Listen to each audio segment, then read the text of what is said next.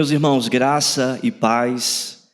Para mim é uma grande alegria poder estar aqui para compartilhar a palavra de Deus.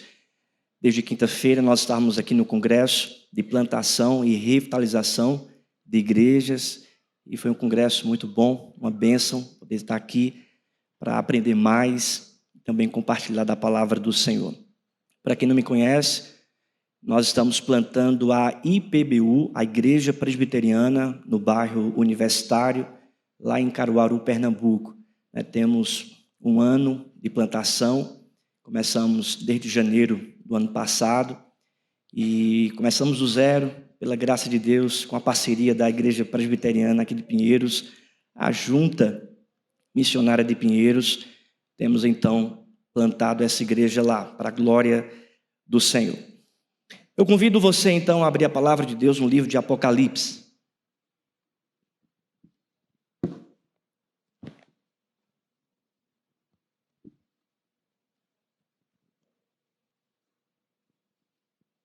Apocalipse, capítulo 5.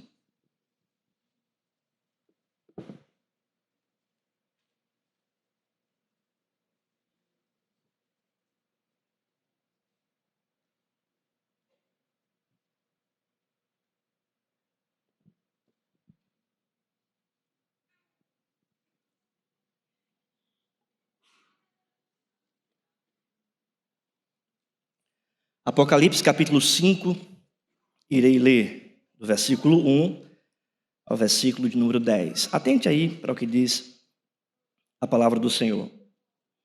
Apocalipse, capítulo 5, a partir do versículo 1. Vi na mão direita daquele que estava sentado no trono um livro escrito por dentro e por fora, de todo selado, com 7 selos.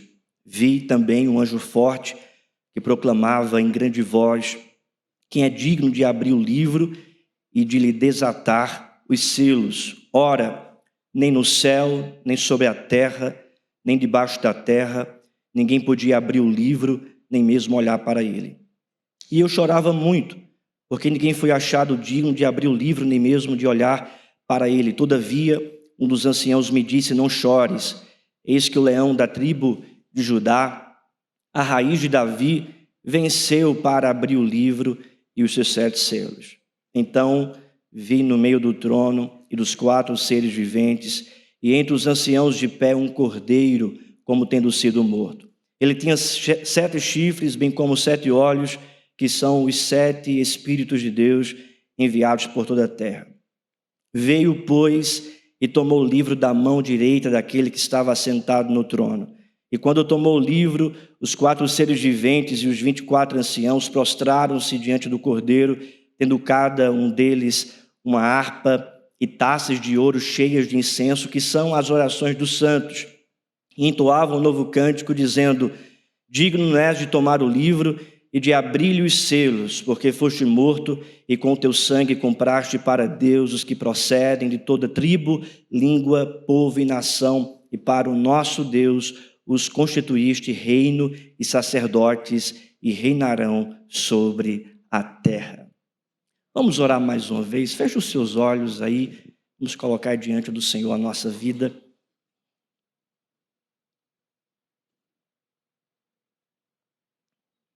Pai amado, Pai querido, nós te agradecemos, ó Deus, pelo privilégio de estarmos aqui como igreja para te adorar.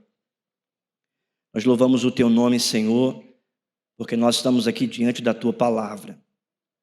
Pedimos, tem misericórdia de nós e fala conosco por meio da tua palavra, no nome santo de Jesus. Amém.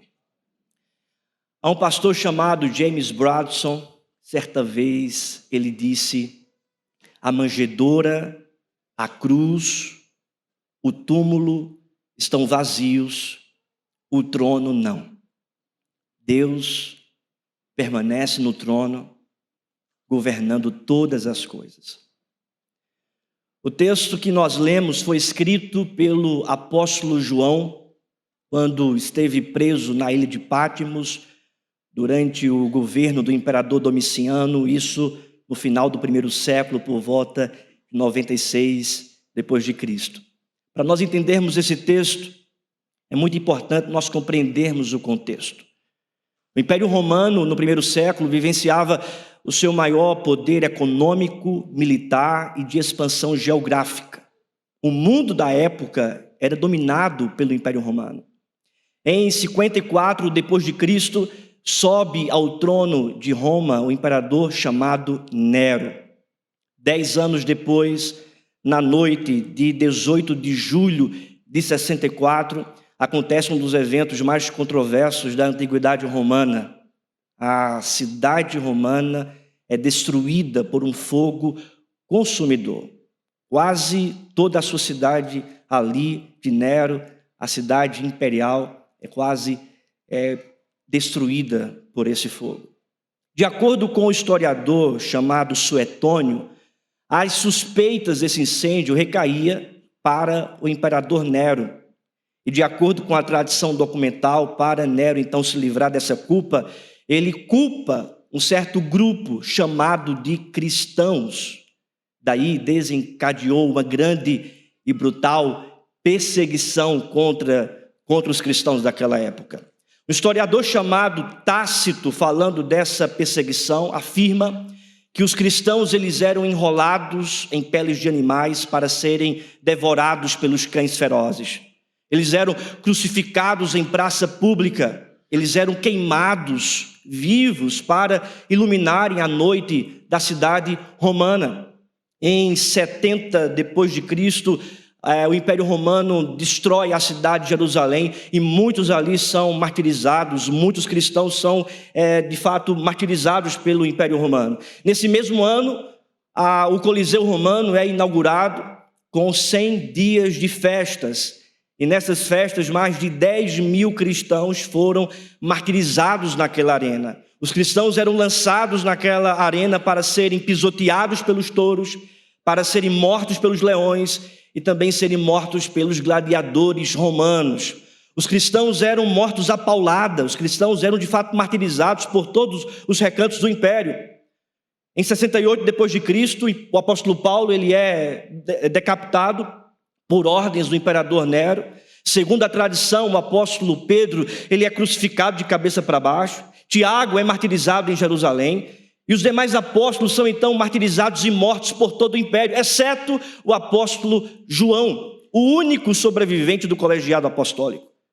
Em 90, então, um imperador chamado Domiciano, considerado o segundo Nero, ele outorga para si o título de Senhor e Deus, e todos o império então deveria se curvar a Domiciano e adorar. No entanto, os cristãos adoram somente a Deus. Irmãos, a partir daí surge uma grande e também brutal perseguição contra os cristãos. Eles eram perseguidos em todos os lugares. Foi esse imperador Domiciano que prendeu o apóstolo João na ilha de Patmos para abafar a igreja, para perseguir a igreja, para destruir a igreja, para fechar as portas da igreja. E é justamente nesse momento de grande crise, de grande tribulação, de grande perseguição, onde estourou também uma grande desesperança no meio do povo, lá na ilha de Patmos, Deus então se revela para João.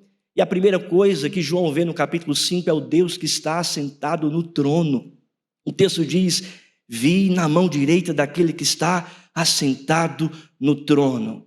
Embora Domiciano, o imperador romano, estivesse no trono de Roma perseguindo a igreja, havia um Deus maior que estava e está assentado no trono eterno, sustentando a história e sustentando a igreja.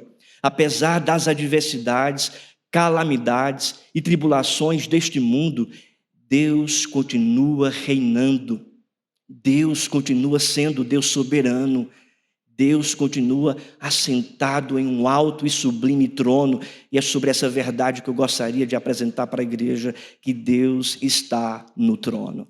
E a primeira verdade, meus irmãos, é que o Deus que está no trono é o supremo autor da nossa história. O Deus que está no trono é o supremo autor da nossa história. Veja o que diz o texto, a partir do versículo 1, acompanhe na sua Bíblia. Vi na mão direita daquele que estava assentado no trono um livro escrito por dentro e por fora, de todo selado com 7 selos. Juntos toda a igreja, vi também o anjo forte.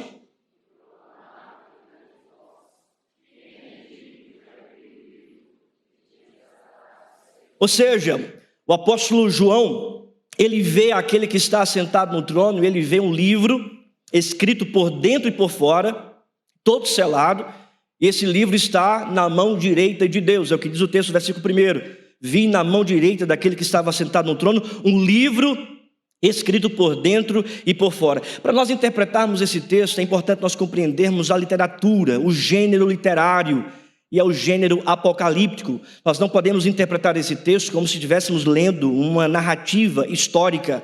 A literatura apocalíptica apresenta verdades espirituais e reais a partir de imagens. Portanto, na cultura hebraica e de acordo com a literatura apocalíptica, esse livro escrito por dentro e por fora simboliza a história da humanidade. Esse livro, escrito por dentro e por fora, simboliza a minha história, simboliza a sua história. De acordo com um exegeta bíblico do Novo Testamento chamado William Hendricks, ele afirma que esse livro aqui representa a história da humanidade. Em outras palavras, irmãos, o livro que representa a minha história, a sua história, o livro que representa a minha vida, a sua vida, está na mão direita de Deus. Isso representa, portanto, que Deus é o autor dessa história. Na cultura judaica, na cultura hebraica, essa imagem de alguém segurando um livro com a mão direita representa que este é o autor desse livro. Em outras palavras, o apóstolo João está vendo o Deus que é soberano, o Deus que está no trono, e esse Deus que está no trono é o autor da nossa história, é o autor da minha história, é o autor da sua história, é o autor da nossa vida. Esse livro representa a nossa vida e a nossa vida está na mão direita de Deus. Em outras palavras, a despeito das dificuldades, dos sofrimentos, das tribulações, a despeito das adversidades que nós enfrentamos, das calamidades que existem na terra, a despeito de tudo isso, Deus continua reinando e a nossa vida, a minha vida, a sua vida está na mão direita de Deus. Ele está segurando a nossa história, Ele conhece a nossa história e Ele conhece a nossa história não porque alguém lhe contou, não porque Ele sabe do futuro, não porque Ele sabe o que está se passando aqui nessa terra, mas Ele conhece a nossa história porque Ele é o autor da nossa história. Ele é o autor da nossa vida. Ele é o autor da sua vida. E talvez você diga: ah, reverendo, ninguém conhece a minha história, ninguém sabe o que se passa dentro de mim, ninguém sabe das angústias do meu coração, ninguém sabe das atribulações, adversidades que eu enfrento. E eu digo para você, firmado na palavra de Deus, Deus conhece a sua história. Deus sabe quem é você. Deus sabe o seu coração. Porque Ele é o autor da sua história. Ele conhece a sua vida. Ele sabe de você. Talvez as pessoas mais próximas de você não tenham ciência do que acontece no seu coração e na sua mente. Mas eu digo para você, Deus, Ele tem ciência. Deus, Ele conhece o que se passa na sua mente e no seu coração. Talvez você chegou aqui nessa tarde desiludido, sozinho, abandonado. Talvez você que esteja assistindo, esteja pensando: ninguém sabe o que se passa dentro de mim. Mas eu digo para você, firmado na palavra de Deus, que o Deus soberano, aquele que é maior do que qualquer outra pessoa que possa existir nessa história, na face dessa terra, o Deus soberano, Ele conhece a sua história, Ele conhece a sua vida, Ele sabe o que se passa dentro de você. Veja o que diz a palavra de Deus, volte algumas páginas, no livro de Apocalipse, capítulo 2, versículo 2 diz: conheço as tuas obras. Conheço as tuas obras. Ele conhece. Capítulo 2 de Apocalipse, versículo 13: conheço o lugar em que habitas. Ele conhece. Versículo 19: conheço as tuas obras. Capítulo 3, versículo 1, a parte final: conheço as tuas obras. Versículo 8, conheço as tuas obras. Versículo 15 do capítulo 3, conheço as tuas obras. No capítulo 5, portanto, ele apresenta essa verdade para João: eu estou com a sua vida nas minhas mãos, eu conheço a sua vida, eu conheço a sua história. Diante dessa verdade, perceba, se Deus Ele é soberano, se Deus Ele é Senhor dos senhores, Rei dos reis, governando todas as coisas, e Ele conhece a nossa vida, Ele é o autor da nossa história, portanto, duas implicações surgem disso. A primeira, nós podemos dormir tranquilo e colocar toda a ansiedade nas mãos de Deus, porque aquele Deus, esse Deus, o nosso Deus que é soberano, Ele tem cuidado de nós. A nossa vida está nas mãos do Senhor. Ele tem cuidado da sua vida, portanto, meu querido, repreenda toda a ansiedade do seu coração, lance toda a ansiedade no colo da soberania de Deus e descanse nele, porque Ele é o autor da sua história. Aquilo que vai acontecer com você amanhã, no próximo mês, no próximo ano, tudo isso está debaixo do controle de Deus, do governo de Deus, diante da realidade que Deus é soberano e tem cuidado de nós e que a nossa vida está na mão direita dEle.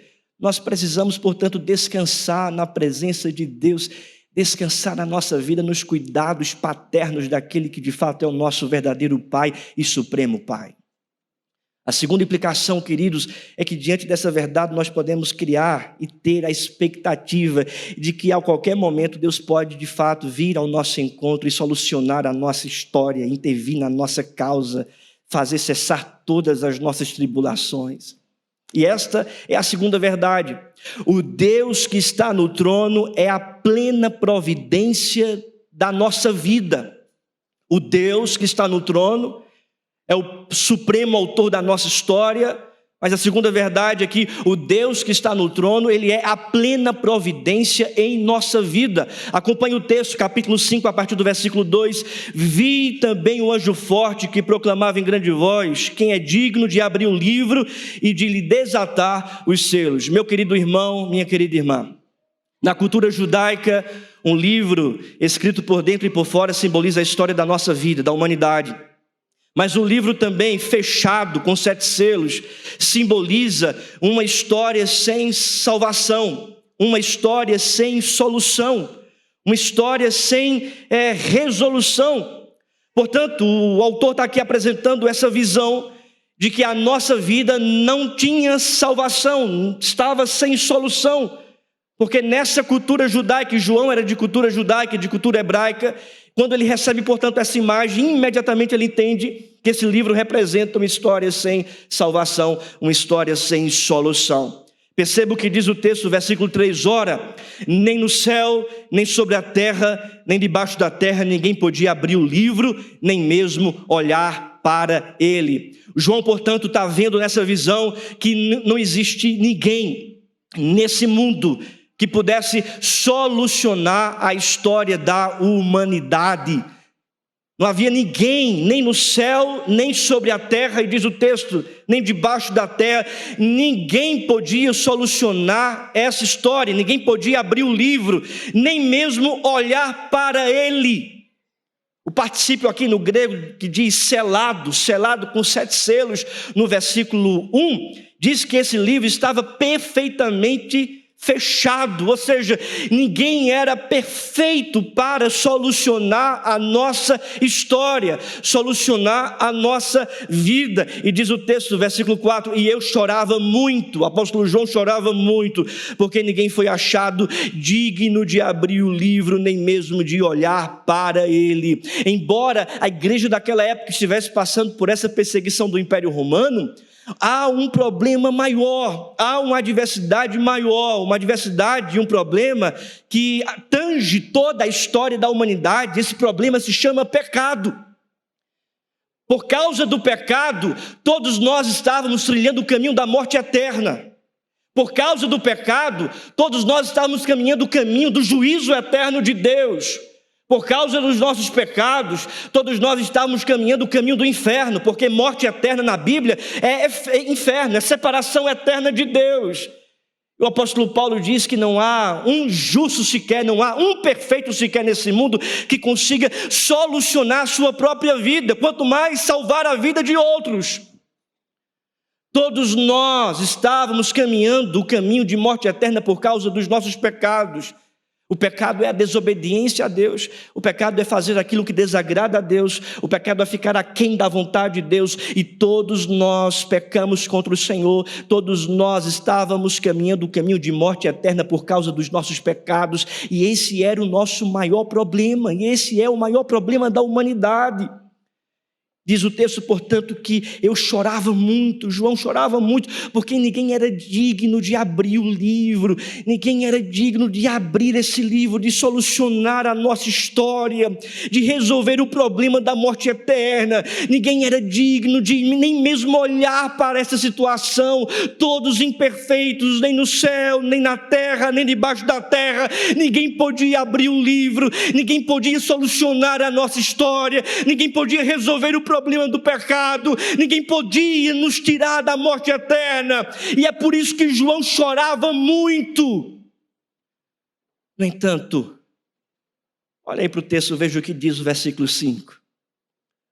Todavia, um dos anciãos me disse: não chores, eis que o leão da tribo de Judá, a raiz de Davi, venceu para abrir o livro e os seus 7 selos.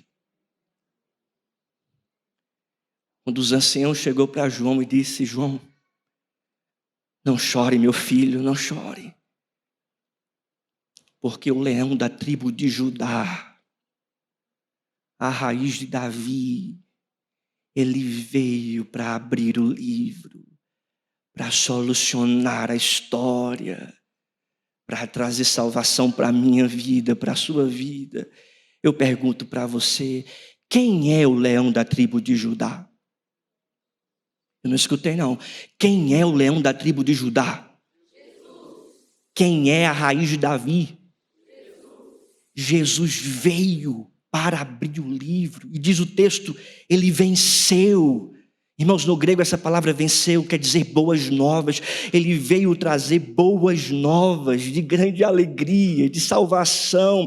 Versículo 6, então vi no meio do trono e dos 4 seres viventes e entre os anciãos de pé um cordeiro como tendo sido morto. Ou seja, ele viu Jesus Cristo, o cordeiro que não estava morto, parecia que estava morto, tinha as marcas da morte, mas estava vivo. Ele abriu o livro, ele veio para solucionar a nossa história, e nós bem sabemos, irmãos, todos nós estávamos mortos em nossos delitos e pecados, mas Jesus Cristo veio para morrer pelos nossos pecados e trazer vida para cada um de nós. Nós estávamos mortos por causa das nossas transgressões, mas Jesus Cristo veio como Cordeiro de Deus para ser moído pelas nossas transgressões, para ser moído pelas nossas iniquidades, e nós recebemos vida mediante a morte de Jesus Cristo.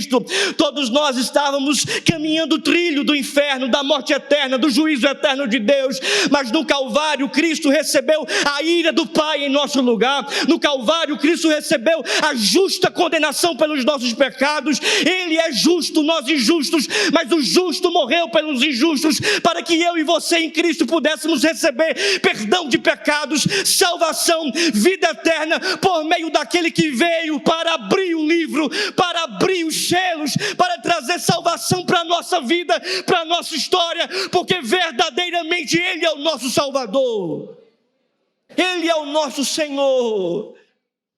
O Cordeiro, como tendo sido morto, ele veio, morreu pelos nossos pecados, foi sepultado, mas ao 3º dia ressuscitou, está vivo, está à destra do Deus Pai, governando toda a história. Na primeira pregação do apóstolo Pedro, em Atos capítulo 2, diz o texto: esteja absolutamente certa, pois toda a casa de Israel, que esse Jesus que vós crucificastes, Deus o fez Senhor e Cristo.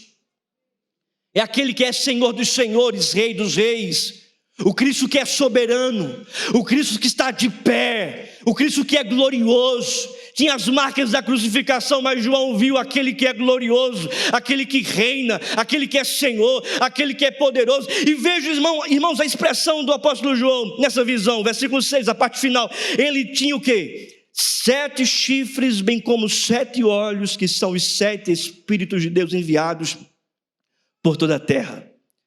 Se a gente for interpretar esse texto de modo literal, nós vamos errar na hermenêutica, porque nós não estamos, como eu falei no início, diante de uma narrativa histórica e literal.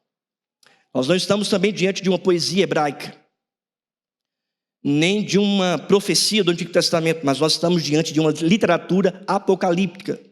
Este é o gênero literário que precisamos interpretar de acordo com as ferramentas desse gênero, apresentando imagens e símbolos para apresentar, então, verdades espirituais.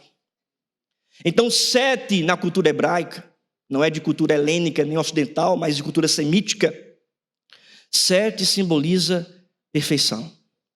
Chifres simboliza poder. Portanto, o texto diz 7 chifres, ou seja, ele é perfeito em força. O Deus Todo-Poderoso. 7 olhos, olhos simboliza visão. 7 perfeição, ou seja, ele é perfeito em visão, ele tudo vê, ele tudo conhece. É o Deus todo onisciente, que são os 7 Espíritos de Deus enviados por toda a terra, ou seja, ele está perfeitamente presente em toda a terra, o seu Espírito, a sua presença está em toda a terra. Eu faço consonância com aquilo que Abraham Kuyper disse: não há 1 centímetro quadrado nessa terra que Cristo não diga é meu. Ele está em todo lugar, tudo pertence a ele. Portanto, João vê o Cristo que é onipotente, 7 chifres, onisciente, 7 olhos, onipresente, ou seja, 7 Espíritos de Deus enviados por toda a terra, ele está em todo lugar. O Cristo, portanto, que é a nossa plena providência, a providência da nossa vida, é o Cristo todo-poderoso, é o Cristo que tudo vê, é o Cristo que está presente em todo lugar. Não existe nada nesse mundo que pode minimizar o poder de Cristo, que pode subverter a verdade de Cristo, que pode ficar longe dos olhos de Cristo, da presença de Cristo, do poder de Cristo. Nada nesse mundo pode subverter, pode minimizar ou pode abafar o senhorio de Jesus Cristo. É por isso que ele é a nossa plena providência no nosso dia a dia, na nossa casa, em nossa família. O Cristo, meu querido irmão, que veio como providência na cruz do Calvário para trazer salvação para cada um de nós, é o mesmo Cristo que há de manifestar a sua providência no nosso dia a dia, na nossa casa, nas nossas dificuldades hoje, nas nossas adversidades hoje, nos nossos problemas hoje. Ele é o Cristo que de fato vem até nós para nos dar tudo aquilo que nós necessitamos. Ele veio com graça. E com graça, então, ele transmite essa verdade, a verdade de que tudo ele vai sustentar, tudo ele vai conduzir, tudo ele vai prover para nós por causa da cruz, por causa do Evangelho. O apóstolo Paulo fala sobre isso na sua carta aos Romanos. No capítulo 8 ele diz: que diremos, pois, à vista dessas coisas?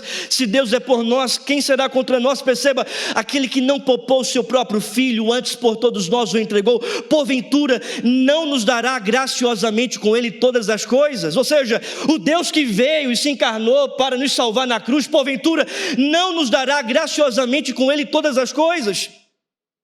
E Paulo continua: quem tentará acusação contra os eleitos de Deus?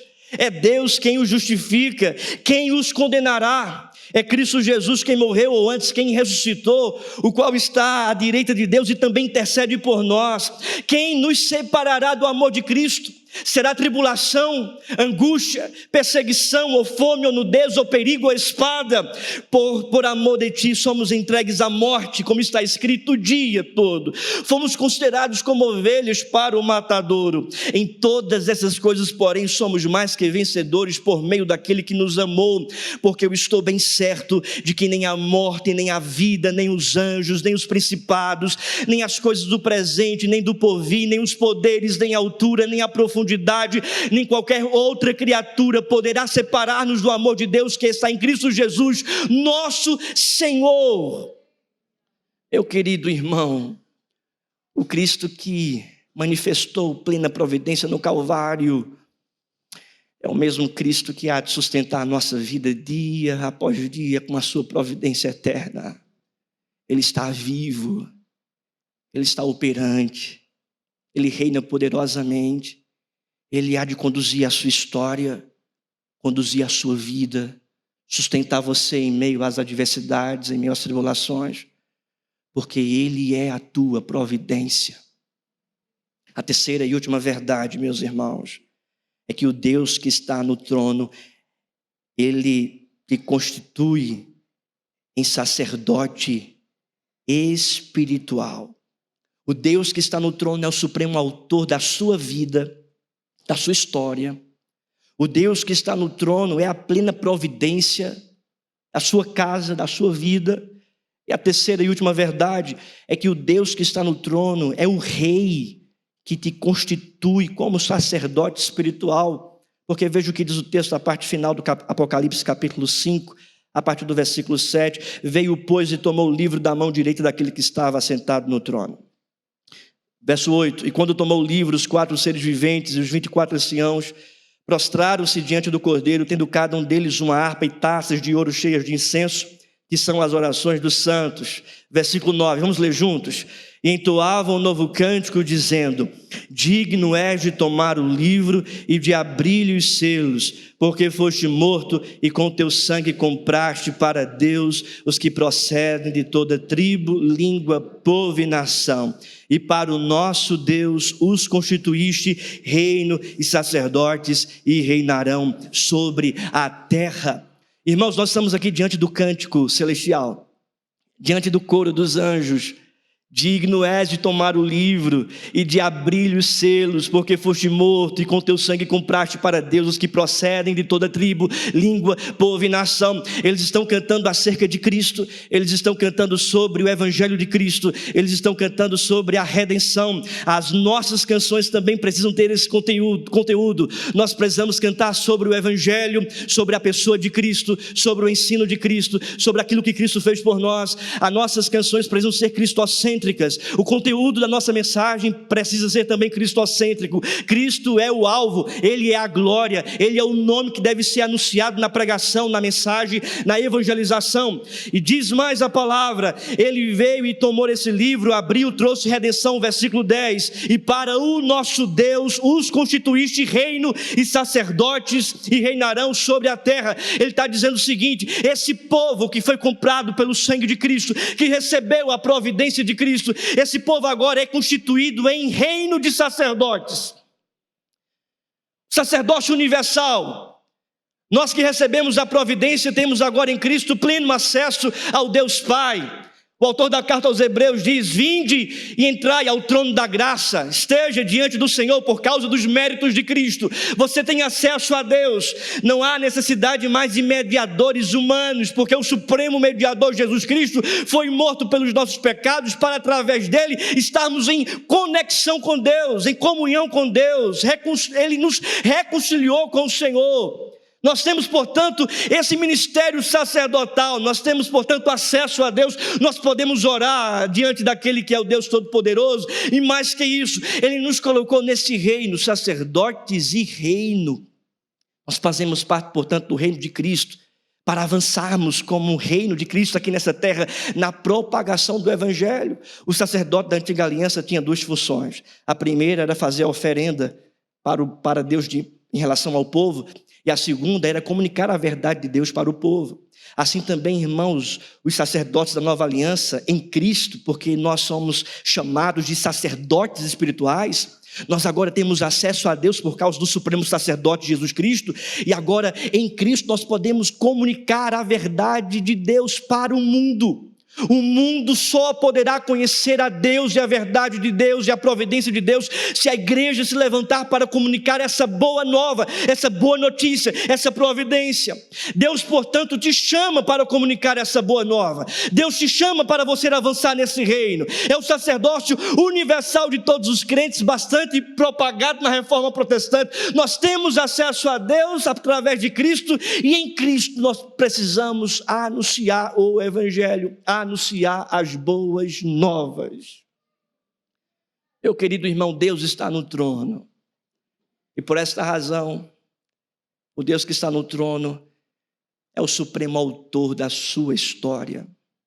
O Deus que está no trono é a plena providência da sua vida, e o Deus que está no trono, Ele é o grande rei que te constitui como sacerdote espiritual no seu reino, que já foi inaugurado, e que um dia Ele voltará para nos buscar em um reino pleno e glorioso. Eu termino esse sermão relembrando as palavras do pastor James Bradson: a manjedoura, a cruz e o túmulo estão vazios, mas o trono não. Vamos ficar de pé e vamos orar.